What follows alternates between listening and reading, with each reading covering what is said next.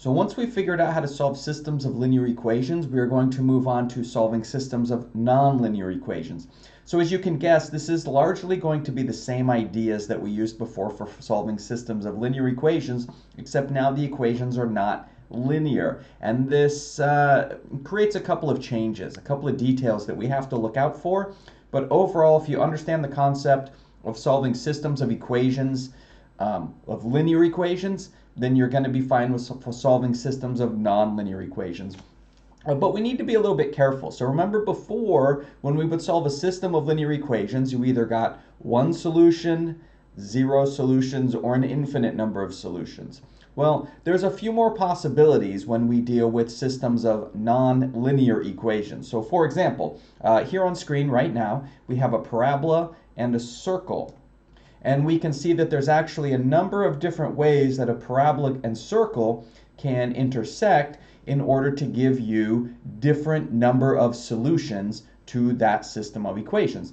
So remember with lines, when we were solving our systems of linear equations, the intersection points on the graph were the solutions to the equation. All right, so here, let's take a look here. Here we have a parabola and a circle, and the way it's set up right now, there is no solution because there is no point of intersection between the parabola and the circle. So there's no point that lies both on the parabola and the circle, so there's no solution that can satisfy both of those at the same time. Let's move this down a little bit to here. Right? And now we see that the parabola is just sitting right on top of that circle. It's kind of tangent to that circle. So there definitely is a point of intersection here, and there would be one solution. There is one point of intersection, so there is one solution to the system that we're looking at right now. So this would be the scenario where we have y equals x squared plus 3, and then x squared plus y squared equals 9. Okay, well, what if I change, this is the system that we're going to solve in just a second. What if I come back now and change this? What if I lower this down? Oh, look what happened now. Now that we did that, now we have 2 points of intersection, meaning if we solve this, which is x squared plus 2 and x squared plus y squared equals 9, now we'd get 2 solutions. Okay, all right, well, what if we move this down a little bit more to here? Oh, now we're getting 3 solutions, right? We can see 3 intersection points. We're going to get 3 solutions. Oh, okay. What if we move this a little bit more? Oh, now we're getting 4 solutions. We have 4 points of intersection, so we're going to get 4 solutions. And then as you continue, you can see you get some repeats. Here we're back down to 2 points of intersection. And if I go just a little bit further, now we're back to no points of intersection, so no solutions. So it's not just enough to know the types of objects that you're dealing with. Are they circles, parabolas? Are they hyperbolas, ellipses? It's not just enough to know those. You're going to have to graph them and look at these solutions and then algebraically find those solutions. Like in this particular instance, the numbers are going to come out kind of easy, but that's because I'm just trying to show you the technique in a simple problem that we can follow along with. But you can imagine this right here. See how those intersection points are not happening right nicely on a grid point? In that case, you have to dive into the algebra and actually figure out what those solutions are. So that's what I'm going to show you how to do. So we're really looking at y equals x squared plus 3 and x squared plus y squared equals 9. That's the system of equations that we want to solve in this case. So what we're going to do is we're going to jump over to the algebra and do things that way. So here we have our system, y equals x squared plus 3, x squared plus y squared equals 9. So we're going to solve these essentially using the same techniques that we already know. Substitution and elimination. And you just have to kind of look at the problem and try to figure out, is this one that I should be trying to solve using substitution, or is this one that I should be trying to solve using elimination? The same way that you did when you had a linear systems of equations, you would look at it and go, which do I think is going to be easier to do, elimination or substitution? And then you would go with that one. Well, it's the same thing here. So there's, I can't give you like the golden rule. Whenever you see this problem, do it this way. But you'll start to see the pattern and you'll start to go, okay, I prefer to use this method for this type of problem and this method for this type of problem. So I'm going to show you one example of each type. We'll do one each way. Okay, so you see what we have here, and it may seem immediately like, well, why don't we use substitution? Well, you can go that route, but it's going to be harder because what's going to happen is you've got an x squared inside of the thing you're substituting, and then when you put it into y squared and you square it, you're going to end up with a fourth power problem. So I would prefer to avoid that. I think there's easier ways to do it. So it's not always immediately obvious what your substitution should be or what method you should use. There are more than one way to do these problems. There isn't like a, well, you did this the wrong way. If you work through it legitimately and get to an answer, then that's a legitimate way to do the problem. One thing you want to look for is, do I have a term occurring in both of these equations? In other words, I have an x squared up here and I have an x squared down here. So we're used to solving for one variable to get our substitution. But in this case, well, we could just solve for x squared and then make a substitution based on x squared, right? So that's what I'm going to do. I'm going to solve for x squared in the second equation. And when I do that, that gives me x squared equals 9 minus y squared. So all I did was subtract this y squared from both sides of the equation to get this. Now I have an expression for x squared that I can use to substitute into the other equation. So I'm going to do that. I've solved for x squared in the second equation, and I'm going to substitute in for x squared in the first equation. So you can see that this x squared right here in the first equation just became the 9 minus y squared down here that we're substituting for. Okay, does that make sense? So this, and up here, this x squared just became 9 minus y squared. Now what we have is one equation in one variable, and that's generally what we're trying to get to when we're solving these kinds of systems of equations. How do I get to where there's just one variable that I have to deal with? So then what we're going to do is now solve that equation. So we're just back in algebra mode where I'm going to go through, I'm going to solve. So basically what I'm going to do at this point is just go through and solve the equation that I have. So getting everything on the left side, I end up with y squared plus y minus 12 equals 0. And we know this from algebra. I can go through, I can factor the left side of the equation. And then when I do that, we can go ahead and solve for both of the pieces there. So I get y plus 4 times y minus 3 equals 0. Setting each factor equal to 0, I get y equals negative 4 or y equals positive 3. Now this is where it's a little bit different from what we used to do with systems of equations. We're used to solving for one variable and you get one answer. And then you go back and you plug that into the other equation and then you get the other answer, and that's it. There's just the two numbers that you solve for create one tuple, which is your solution. But here we're getting two y values. Why am I getting two y values? Well, because there may be more than one intersection point. Remember, we looked at some of those formations where there might be 4 solutions, or there might be 3 solutions, or 2 solutions, right? So we have to check all those. So the first thing we're going to do is say, well, let's just worry about one of these cases. Let's just worry about where y is equal to negative 4. Okay, so that's the case I want to deal with right now. So this is when y equals negative 4.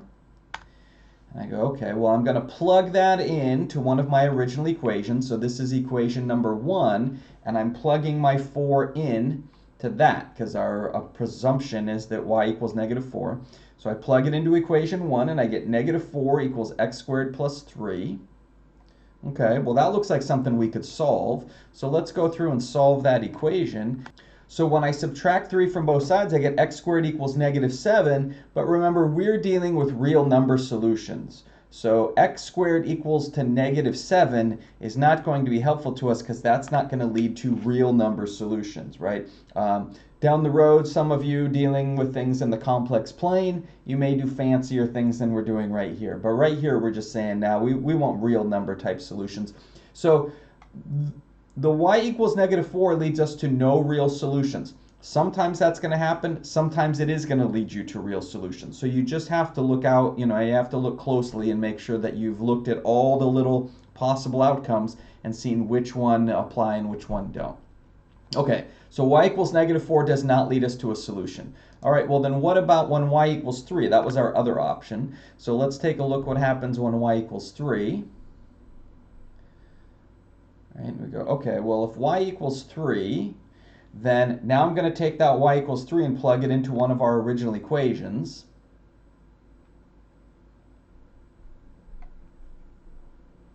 And we see here I get 3 equals x squared plus 3 then. Right, so now we're just going to solve that equation. So if we subtract 3 from both sides, that's going to give me that x squared is equal to 0. And if we go through and solve that, we're going to get that x equals, x equals plus or minus 0, but plus or minus 0 is just 0. So we're getting the one solution. So remember, we started this off by saying that our y value was 3 and our x value is 0, so that gives us the point 0, 3. So you can say x equals 0 and y equals 3, or you can treat it as the point 0, 3. Now when we go back to our picture over here, sure enough, our point occurs at 0, 3, right there. So see how we're getting that visual confirmation. And again, the numbers came out nice because we're trying to start you off with problems where the numbers come out nice. But don't just look at the graph, because then you're not going to know how to do it when you need to use the algebra, right? So we're confirming this by looking at the picture and just making sure everything makes sense and going, yeah, that looks right. That looks like what's happening is what's supposed to happen. But we actually found the value algebraically. Okay, so let's look at another version. So this one's a little bit different in that everything involved is a square term. So this is a situation where all of our variables are squared. Notice that all of the variables in this entire system have a square on them. So in this case, it is oftentimes recommended that you would use elimination in this case. You don't have to, but it generally makes it a little bit easier than trying to use the substitution. So we just saw an example of the substitution. Now we're going to look at an example of the elimination, and that's kind of the little key that you should look for. If all the variables are squared, probably try elimination. Okay, so let's first take a look at the graph, so at least we can know what's going on. Okay, so it looks like we have two ellipses here. We'll be learning more about ellipses here coming up when we talk about conics. But an ellipse, you can just think of it as a deformed circle. Someone took a circle and smashed it, and it's going to get kind of elongated like a ball. Thinking about smashing a ball, it kind of squeezes out the other way.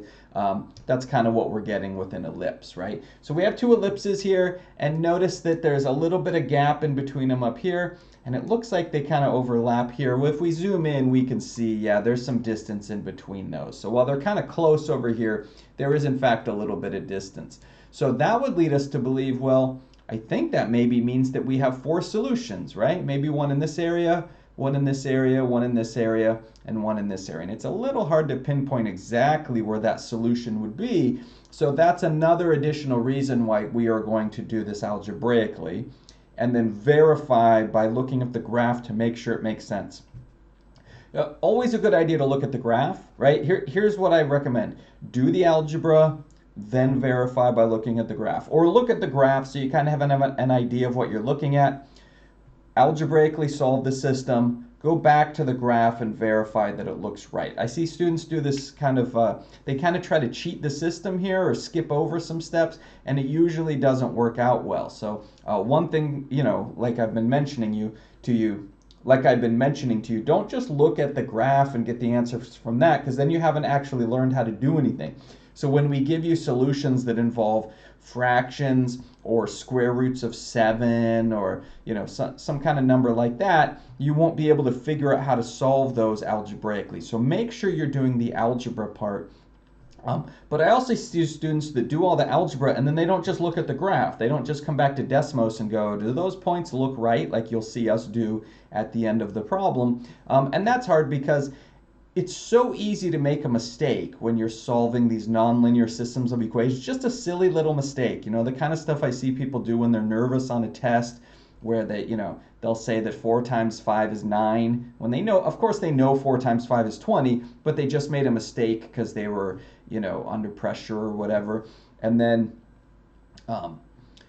it's just easy. A sign error, any little thing can throw the problems off, and you might get answers at the end, but unless you come back to the graph and verify that the solutions you got look like the points of intersection, then you don't really know. But it's such an easy step to do, to just throw those points in here and graph them and just verify that you're on the right track. There's really no reason not to do it. And you don't want to miss points on a test because you just skipped a thing that takes, 5 seconds to do. So let's jump over into here and see what are we going to do in order to solve this thing algebraically. Well, I'm looking at these variables and I'm deciding what I want to do. It's elimination method. I want one of these variables to cancel. So the 2 and the 3 are smaller than the 3 and the 4, so I guess I'll go with that. So I'm going to multiply, just like we would do for elimination method, sometimes called addition method. The elimination method for linear equations, we're going to do the same thing here. I'm going to multiply the top equation by -3. I'm going to multiply the bottom equation by +2. And the reason I did that was to get those y squared terms to cancel out. So you can see the top equation has been multiplied by -3. The bottom equation has been multiplied by +2. So we now have this new system. But the good news is, look, our 6y squareds are going to cancel when we add this together because we have a -6y squared and a +6y squared. And when I add those together, they cancel out. Well, that's convenient. So then what we're going to do is combine those equations together, and the 6y squareds cancel out. That was the whole point. -9x squared plus 8x squared is -x squared, and then -105 plus 96 is -9. So we end up with this, and then of course we just multiply both sides of the equation by -1 to get x squared equals 9. Okay, that's great. Now, we have to remember here, this is a spot where sometimes students will forget and go, oh, well, if x squared equals 9, then x equals 3. Now, you have to remember your whole square root property, or however you like to solve these kinds of equations. The bottom line is, remember, this is a second-degree polynomial, so when we solve it, we should really be getting 2 solutions. It's possible those 2 solutions could be the same thing, but usually we're going to get 2 distinct solutions. And solving this, I remember, oh, I should get plus or minus 3 when I solve this, not just 3, plus or minus 3. Okay, so that is +3 and -3 are both solutions. Okay, so we've got x equals plus or minus 3. All right, so now we have 2 cases. We have to think about, well, what happens when x is equal to 3, and what happens when x is equal to -3. So let's just take on +3 at the moment. So we're going to just put ourselves in the case where x is equal to 3. And so what we're going to do then is take one of our original equations and we're going to plug in a value of 3. So this, I believe, is equation number 1. And I'm just plugging in a 3. Remember, it was an x squared up here. So when I plug in x equals 3, I get a 9. So 3 times 9 plus 2y squared equals 35. That's just plugging 3 in. That's all I did was plug 3 into that equation. And then we're going to go about trying to solve this thing. So of course 9 times 3 is 27. And then we're going to go about trying to get our values on one side and do square root property and all that kind of stuff. So I get 2y squared equals 8. So if I divide both sides by 2, I'm going to obviously get that y squared is equal to 4. And just like we did a minute ago, we have to go, oh, well, if y squared is equal to 4, then that means that y is equal to plus or minus 2. And then we kind of go, okay, wait, so what does that mean? We already had x equals plus or minus 3, but now we've got y equals plus or minus 2. Well, this is saying that when x equals 3, y can be equal to 2, and y can be equal to -2. So this should give us, if our x is 3 and our y is 2 or -2, that gives us 2 points, 3, -2 and 3, +2. So if we come back to our work, we can ask ourselves, do those look right? Does this look like it's probably the point 3, 2? Yeah, that looks pretty good. Let's see, 3, 2. Yeah, that looks pretty good. That looks like it's supposed to. And then 3, -2. Yeah, that looks like it's supposed to. And you could even zoom in if you wanted. Yeah, still looking pretty good, right? So it looks like the graph is verifying the work that we did with our algebra. That's good, right? That's a nice check. When you go to look at the graph and points aren't where you expect them to be, then you go, oh, I made a mistake somewhere. But when the algebra matches the graph, you're probably doing well. Okay? But we need to get the other 2 points as well. So let's take a look at that. Now, you'll notice something interesting happens here in the second case. We just did the case, we found 2 solutions based on x being equal to 3. So now we have to do the case where x is equal to -3. But remember, in the equation that we're plugging x into, the x value is squared. So we're still going to get a 9 here. And in fact, that whole equation is going to come out the same way. And we are also going to end up with y equals plus or minus 2.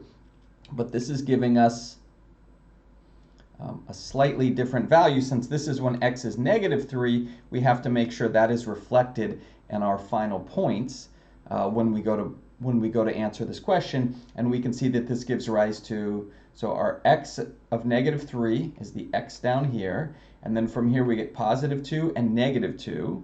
So those are our other two solutions, and if we come over here and look, oh yep, those are there. So sometimes you get a nice symmetry like in this problem, and it saves you a little bit of work because your second equation when you go to solve it is kind of like the first one, but you don't always get that. So it's nice when it occurs, but don't count on it. Okay? And sure enough, we found the 4 points to this nonlinear system of equations. So you can use substitution to solve some, use elimination to solve some, whatever you think is going to work out better for you.